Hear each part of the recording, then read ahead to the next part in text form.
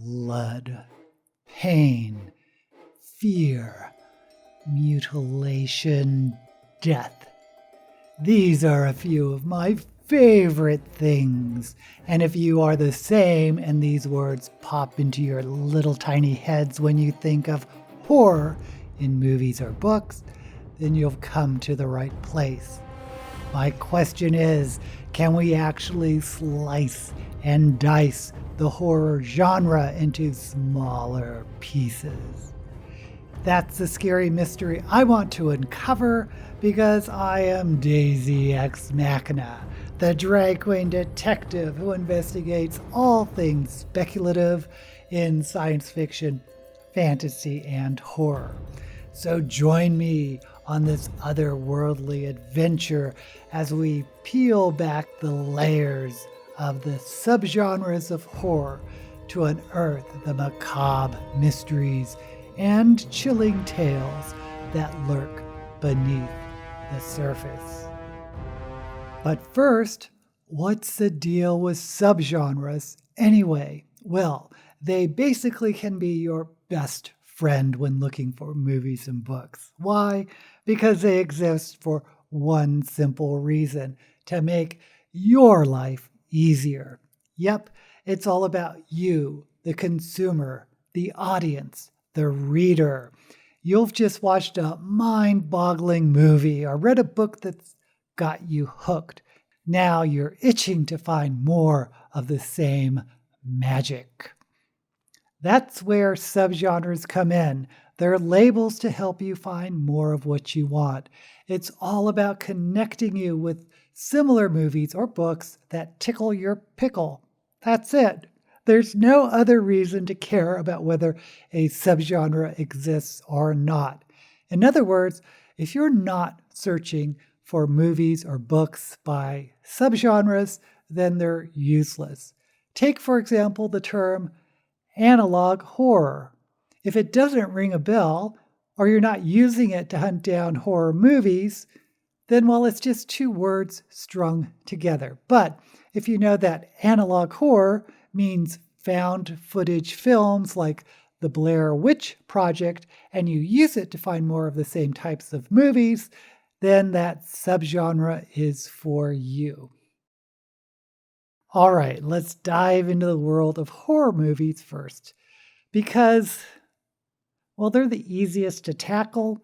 You know how it goes. Someone invites you to catch a horror flick, and your first question probably is, what kind of horror are we talking about here?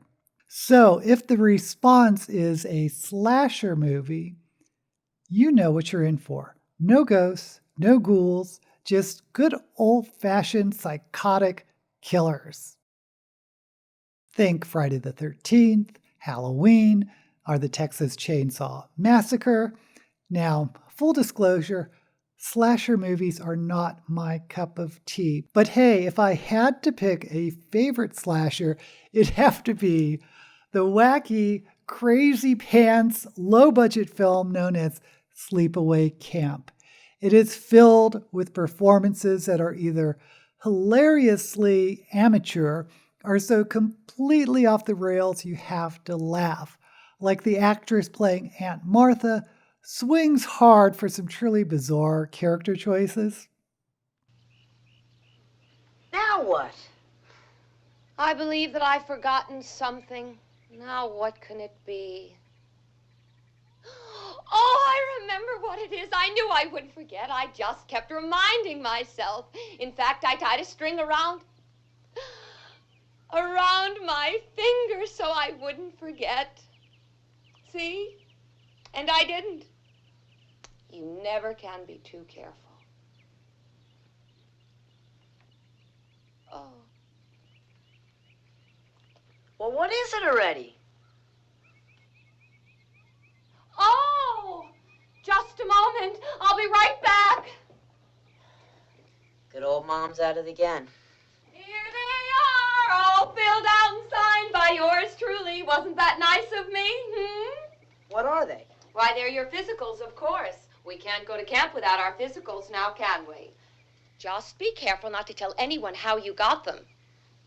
Oh, no, no, I'm afraid that they wouldn't approve of that at all. Even though they know that I am a doctor. No matter what they do, I'll never tell. Oh, you're such a dear. Well, run along now. So long, Mom. Goodbye, my angel. I hope you have a good time, but of course you will. Take good care of my little girl, Richard. Goodbye, Mom. Even the props are ridiculous, like the giant 6-foot-tall pot to cook corn. And don't get me started on the directorial decisions. You've got to admire the creativity in disguising an actor who might have had a little makeover between takes.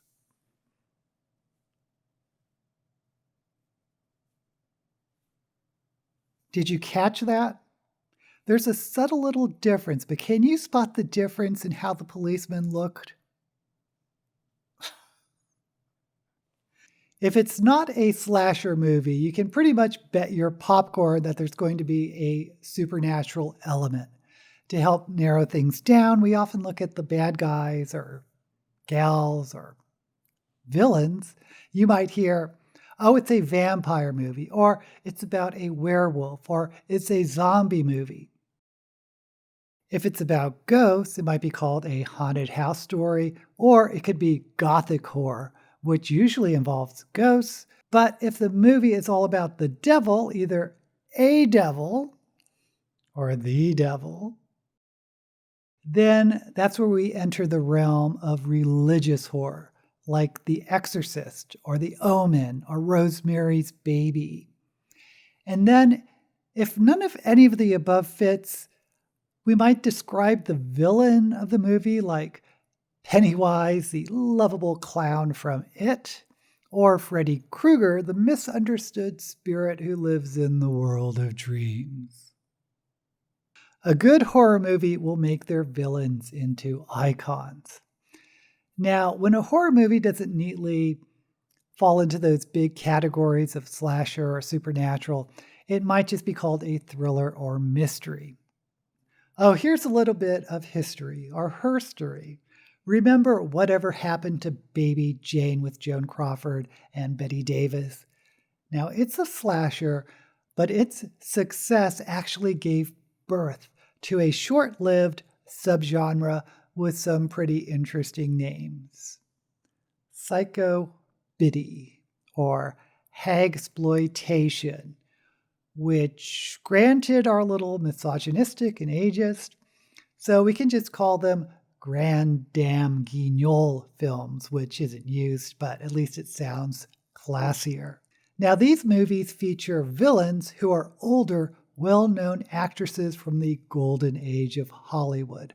We're talking about films like Hush Hush Sweet Charlotte, Whatever Happened to Aunt Alice, Whoever Slew Auntie Roo, and What's the Matter with Helen, and a handful of other interesting classic Grand Dame Guignol films. When it comes to books, however, subgenres play a slightly different tune compared to movies. You won't often spot a horror novel labeled a slasher, but sometimes you'll see references to Dracula, Frankenstein, all those classics. More often, you might see a book labeled as Gothic Horror. Those are usually ghost stories set in castles with dark, dank dungeons or ancient mansions filled with antique furniture and musty portraits of previous occupants.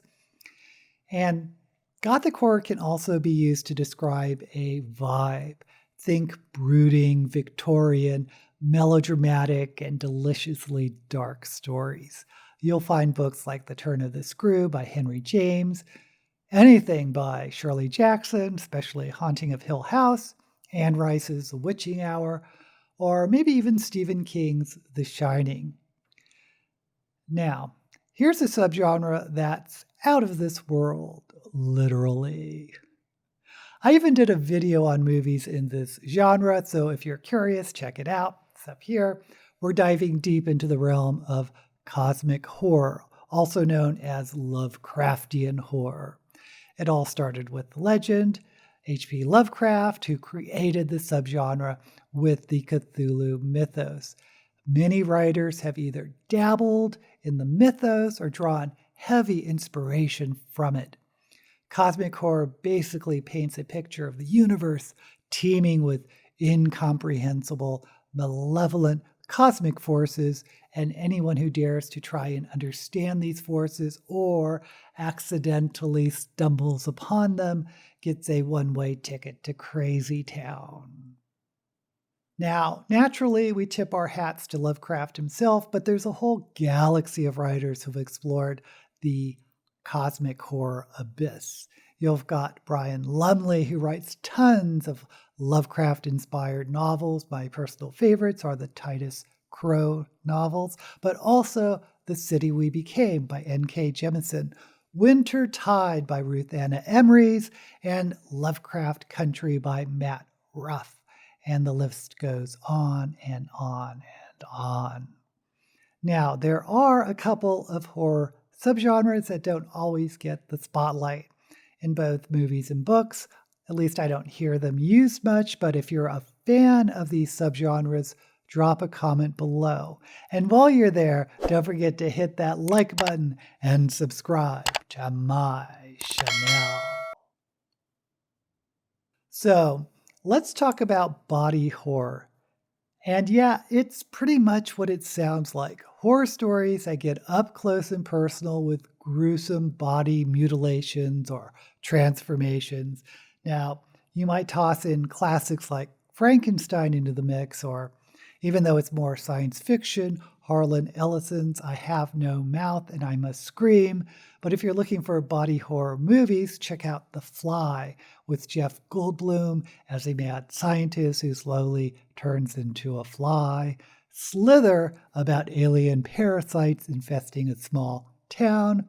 And if you want an anime twist, try Akira about a man with uncontrollable body mutations. When you settle in for a body horror, brace yourself for some extreme horror. We're talking disfigurements and deformations. They'll make you want to pull out your eyeballs. If we step back into the 80s, there's a subgenre called Splatterpunk. And you don't hear it used much these days, but it was horror's response to this cyberpunk movement. So what is Splatterpunk? It basically means pushing boundaries with stories that don't hold back on graphic violence and gore. Names like Clive Barker and Poppy Z. Bright often come up when talking about splatterpunk. But it's not just the gore, it's also about the style. Splatterpunk takes a page from the punk movement itself. It's raw, it's visceral, it's edgy, it's not afraid to experiment. Now let's switch gears to another subgenre, Techno-Horror. It's all about horror stories that explore what happens when technology runs amok. The perfect example is the Black Mirror series on Netflix. In movies, we also get Existenz and Videodromes, where technology takes a turn for the dark and twisted. And more recent movies explore AI and robots like Ex Machina or Megan. In the world of books, you'll find techno-horror in the science fiction aisle more often than not, but sometimes you'll see it shelved in horror like Stephen King's Under the Dome. If you find horror mixed with science fiction, of course you'll also find it mixed with fantasy. These stories are usually shelved under fantasy, but they go by names like dark fantasy or grimdark fantasy. When it comes to movies, there are some spine-tingling treats, like movies directed by Guillermo del Toro, who was a master of fantasy horror with films like Pan's Labyrinth and Crimson Peak. You'll also find Clive Barker's Coraline and maybe Ridley Scott's Legend, which both walk the line between fantasy and horror. But literature is where dark fantasy and grimdark fantasy really spread their wings. We find the gritty world of The Poppy War by R.F. Kuang, or The Brutal Politics of Game of Thrones by George R.R. Martin, almost anything by Joe Abercrombie, or Tamsin Muir's Gideon the Ninth series.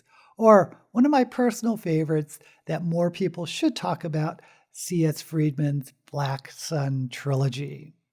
And let's venture into the world of weird horror. Now, this one's a bit of an enigma, but sometimes it's seen as its very own genre.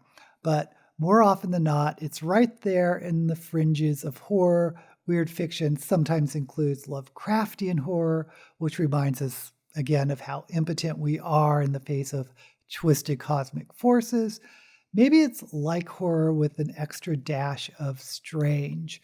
Weird horror is like a mixed bag where you'll find elements of horror and fantasy, the supernatural, and even a sprinkling of science fiction. It's a genre where rules are bent and the imagination runs wild. Clive Barker, W.H. Pugmire, Neil Gaiman, Peter Straub have all been known to dabble in weird horror, if not make it their preferred playground.